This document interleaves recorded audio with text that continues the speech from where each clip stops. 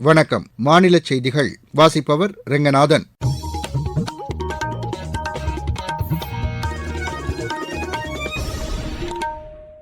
தலைப்புச் செய்திகள். ரஷ்யா மற்றும் ஆஸ்திரிய பயணங்களை முடித்துக் கொண்டு பிரதமர் திரு நரேந்திர மோடி வியன்னாவிலிருந்து புதுதில்லி புறப்பட்டார். இந்தியா ஆஸ்திரியா இடையேயான உறவு மேலும் வலுவடைந்துள்ளதாகவும் தமது இந்த பயணம் வரலாற்று சிறப்புமிக்கது என்றும் பிரதமர் கூறியுள்ளார். விக்கிரவாண்டி தொகுதியில் நடைபெற்ற இடைத்தேர்தலில் 82.48% வாக்குகள் பதிவாகியுள்ளதாக தேர்தல் ஆணையம் தெரிவித்துள்ளது. தமிழக மீனவர்கள் 13 பேர் இலங்கை கடற்படையினரால் கைது செய்யப்பட்டுள்ளனர். ஜெர்மனியில் நடைபெற்று வரும் பிராவோ ஓபன் சேலஞ்சர் போட்டியில் இந்தியாவின் ஸ்ரீராம் பாலாஜி இணை காலிறுதிக்கு முன்னேறியுள்ளது. இனி விரிவான செய்திகள். ரஷ்யா மற்றும் ஆஸ்திரியா பயணங்களை முடித்துக் கொண்டு பிரதமர் திரு நரேந்திர மோடி வியன்னாவிலிருந்து புதுதில்லி புறப்பட்டார். ஆஸ்திரியாவின் தமது பயணம் வரலாற்று முக்கியத்துவம் வாய்ந்தது என்று பிரதமர் தமது சமூக வலைதள பதிவில் தெரிவித்துள்ளார். இரு நாடுகளுக்கு இடையேயான நட்புறவு மேலும் வலுப்பெற்றுள்ளதாகவும் கூறியுள்ளார். வியன்னாவில் இருந்தபோது பல்வேறு நிகழ்ச்சிகளில் தாம் பங்கேற்றதாகவும் இதற்கு காரணமாக இருந்த அந்நாட்டு அதிபர் திரு கால் நெக்மருக்கும் ஆஸ்திரிய மக்களுக்கும் நன்றி தெரிவித்துக் கொள்வதாக பிரதமர் குறிப்பிட்டுள்ளார். முன்னதாக ஆஸ்திரிய வரலாற்றாளர்களை திரு நரேந்திர மோடி சந்தித்து உரையாடினார். இந்திய வரலாற்றையும் கலாச்சாரத்தையும் உலகம் முழுவதும் பரப்பி வரும் அவர்களது பணியை தாம் பாராட்டியதாகவும் அவர் கூறியுள்ளார். குவாண்டம் அறிவியலில் நோபல் பரிசு பெற்ற விஞ்ஞானி ஆண்டன் ஸ்லிங்கரையும் பிரதமர் சந்தித்து உரையாடினார். குவாண்டம் துறையில் இந்தியா அடைந்து வரும் முன்னேற்றம் குறித்து அப்போது பிரதமர் அவரிடம் எடுத்துரைத்தார். ஆஸ்திரியாவில் உள்ள இந்திய வம்சாவளியினரை சந்தித்து கலந்துரையாடிய திரு நரேந்திர மோடி இரு நாடுகளுக்கு இடையேயான அதிகாரப்பூர்வமான உறவுகளை வலுப்படுத்துவது இரு நாட்டு மக்களின் பங்களிப்பு மிக முக்கியத்துவம் வாய்ந்தது என்று குறிப்பிட்டார். புவியியல் ரீதியாக இந்தியாவும் ஆஸ்திரியாவும் வேறு வேறாக இருந்தாலும் இரு நாடுகளுக்கும் இடையே பல்வேறு ஒற்றுமைகள் இருப்பதாக அப்போது அவர் தெரிவித்தார். சுதந்திரம், ஜனநாயகம், சமத்துவம் மற்றும் பல்வேறு கலாச்சாரங்களை இரு நாடுகளும் கொண்டிருப்பதாக அவர் கூறினார். நாடாளுமன்றத்திற்கு நடைபெற்ற தேர்தலில் 65 கோடி மக்கள் வாக்களித்திருப்பதாகவும் இது இந்தியாவின் ஜனநாயகத்தை உலகிற்கு பறைசாற்றுவதாகவும் பிரதமர் குறிப்பிட்டார்.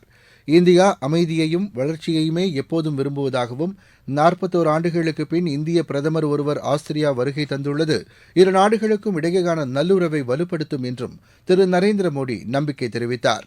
கடந்த 10 ஆண்டுகளில் இந்தியா வளர்ச்சி பெற்று வருவதாகவும் உலகின் வளர்ச்சிக்கு இந்தியா முக்கிய பங்காற்றி உலக நாடுகளின் நண்பனாக திகழ்வதாகவும் பிரதமர் குறிப்பிட்டார். நாடாளுமன்றத்தில் பட்ஜெட் தாக்கல் செய்யப்பட உள்ள நிலையில் பிரதமர் திரு நரேந்திர மோடி புதுதில்லியில் இன்று இந்திய பொருளாதார நிபுணர்களை சந்தித்து பேசுகிறார். நித்தி ஆயோக்கின் துணைத் தலைவர் திரு சுமன் பெர்ரியுடன் இணைந்து பல்வேறு துறை சார்ந்த நிபுணர்களையும் அவர் சந்தித்து கலந்துரையாடுகிறார்.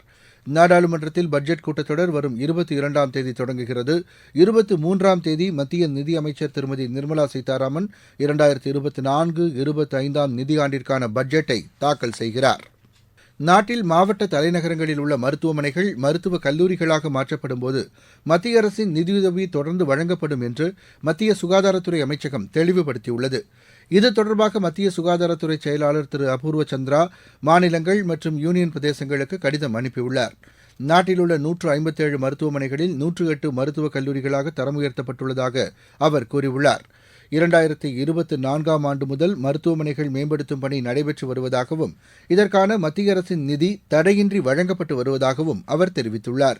நாட்டில் தற்போது 706 மருத்துவக் கல்லூரிகள் செயல்பட்டு வருவதாகவும் திரு அபூர்வ சந்திரா கூறியுள்ளார். தமிழ், சமஸ்கிருதம் ஆகிய 2 மொழிகளும் தொன்மையான மொழிகள் என்று தமிழக ஆளுநர் திரு ஆர் என் ரவி தெரிவித்துள்ளார். திருவண்ணாமலையில் நேற்று நடைபெற்ற நிகழ்ச்சி ஒன்றில் பங்கேற்று பேசிய அவர், தொன்மையான மொழி தமிழ் என்பதால் பிரதமர் திரு நரேந்திர மோடி உலக நாடுகளில் அதன் பெருமைகளை எடுத்துரைத்து வருவதாக கூறினார். உலகில் ஒற்றுமையும் அமைதியும் நிலவுவதற்கு இந்தியாவின் சமய கோட்பாடுகள் உதவுவதாகவும் திரு ஆர் என் ரவி குறிப்பிட்டார். நீங்கள் கேட்டுக்கொண்டிருப்பது மாநில செய்தி அறிக்கை. புதிய குற்றவியல் சட்டங்களின் சிறப்பம்சங்கள். முதல் தகவல் அறிக்கையை எல்லை வரையறையின்றி எந்தவொரு காவல் நிலையத்திலும் பதிவு செய்யும் வசதி. 6 வகை சிறிய குற்றங்களுக்கு தண்டனையாக சமூக சேவை. பெண் குழந்தைகளுக்கு எதிரான பாலியல் வன்கொடுமையில் ஈடுபடுவோருக்கு ஆயுள் தண்டனை அல்லது மரண தண்டனை விதிப்பதற்கான பிரிவுகள். டிஜிட்டல் ஆவணங்களை சாட்சியங்களாக சேர்த்துக் கொள்ளவும் வகை செய்யப்பட்டுள்ளது. விழுப்புரம் மாவட்டம் விக்கிரவாண்டி தொகுதியில் நேற்று நடைபெற்ற இடைத்தேர்தலில் 82.48% வாக்குகள் பதிவாகியுள்ளதாக தேர்தல் ஆணையம் தெரிவித்துள்ளது. அந்த தொகுதியில் மொத்தமுள்ள 276 வாக்குச்சாவடிகளிலிருந்து வாக்குப்பெட்டிகள் காவல்துறையினரின் பாதுகாப்புடன் பனையபுரத்தில் உள்ள அரசு மேல்நிலைப் பள்ளியில் பாதுகாப்பாக வைக்கப்பட்டு சீல் வைக்கப்பட்டது. மாவட்ட ஆட்சியர் திரு பழனி உள்ளிட்ட தேர்தல் அலுவலர்கள், கட்சி பிரதிநிதிகள் முன்னிலையில் பாதுகாப்பு அறைக்கு சீல் வைக்கப்பட்டது. தேர்தலில் பதிவான வாக்குகள் வரும் சனிக்கிழமை எண்ணப்படுகின்றன. தமிழக மீனவர்கள் 13 பேரை இலங்கை கடற்படையினர் கைது செய்துள்ளனர். நெடுந்தீவு அருகே மீன்பிடித்துக் கொண்டிருந்தபோது எல்லை தாண்டி மீன்பிடித்ததாக கூறி இலங்கை கடற்படையினர் மீனவர்களை கைது செய்ததுடன் அவர்களின் 3 விசைப்படகுகளையும் பறிமுதல் செய்தனர். திருப்பத்தூர் மாவட்டத்தில் உள்ள பல்வேறு பள்ளிகளில் பெண் குழந்தைகளின் கல்வி, குழந்தை திருமணம் போன்றவை குறித்த விழிப்புணர்வு அம்மாவட்ட காவல்துறை சார்பில் நடைபெற்று வருகிறது. கடந்த 1 வருட காலமாக 80 அரசு பள்ளி மாணவிகளுக்கு தற்காப்பு கலைகளான சிலம்பம், கராத்தே போன்ற பயிற்சிகளும் காவல்துறை சார்பில் அளிக்கப்பட்டு வருவதாக மாவட்ட காவல்துறை கண்காணிப்பாளர் திரு ஆல்பர்ட் ஜான் தெரிவித்துள்ளார். திருப்பத்தூர் மாவட்ட காவல்துறை சார்பாக பெண் குழந்தைகளோட பாதுகாப்பு, அவரோட செல்ஃப் கான்ஃபிடென்ஸ் இதெல்லாம் இன்க்ரீஸ் பண்ணுறதுக்காக நிறைய திட்டங்கள் நாங்கள் பண்ணிட்டு இருக்கிறோம். இதில் மிக முக்கியமாக பேட்டி பச்சாவோ பேட்டி படாவோ ஸ்கீம்குள்ள வல்னரபிள் குரூப்ஸில் உள்ள பெண் குழந்தைகளுக்கு செல்ஃப் டிஃபென்ஸுக்கும் செல்ஃப் கான்ஃபிடென்ஸ்க்குள்ள ட்ரைனிங் கொடுத்துட்டு இருக்கிறோம். இது மட்டும் இல்லாமல் video series and awareness series, child marriage, POCSO act, அந்த மாதிரி சைபர் ஸ்டாக்கிங் அண்ட் ட்ராலிங் இதெல்லாம் சம்பந்தமாக ஸ்டூடெண்ட்ஸுக்கும் விழிப்புணர்வு கொடுக்கறதுக்குள்ள ஏற்பாடு கூட பண்ணிட்டு இருக்கிறோம். இதுக்கப்புறம் இவருக்கு 6 மந்த் கண்டினியூஸாக மார்ஷல் ஆர்ட்ஸில் ட்ரைனிங் கொடுக்கறதுக்குள்ள ஏற்பாடு கூட பண்ணிட்டு இருக்கிறோம்.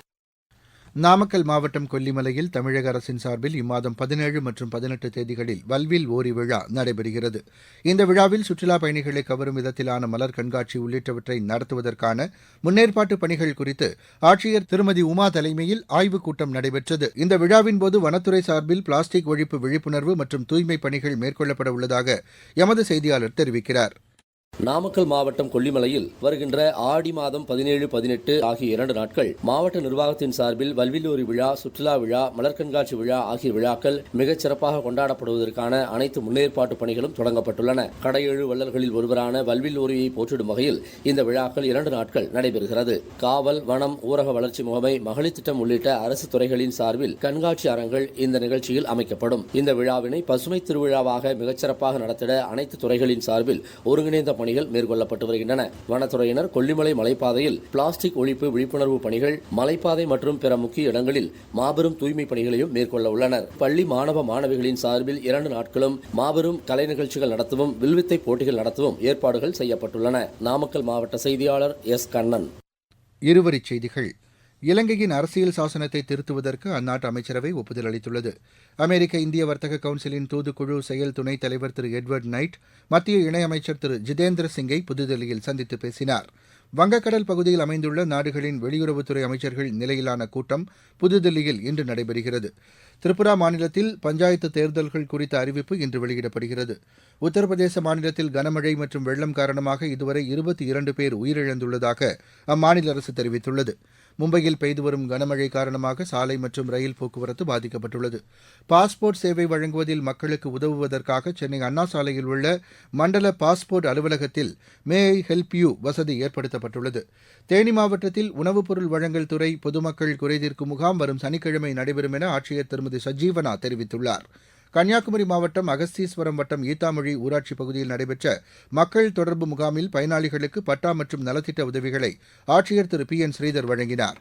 கள்ளக்குறிச்சி மாவட்டத்தில் 50% மானியத்தில் நாட்டுக்கோழி பண்ணை அமைக்க விவசாயிகளிடமிருந்து விண்ணப்பங்கள் வரவேற்கப்படுவதாக ஆட்சியர் திரு எம் எஸ் பிரசாத் தெரிவித்துள்ளார். சென்னை விமான நிலையத்திலிருந்து பாங்காக்கிற்கு பயணம் செய்யவிருந்த 2 பயணிகளிடமிருந்து சுமார் 1.5 கோடி ரூபாய் மதிப்பிலான அமெரிக்க டாலர் மற்றும் சவுதி ரியாலை சுங்கத்துறையினர் பறிமுதல் செய்தனர். விளையாட்டுச் செய்தி.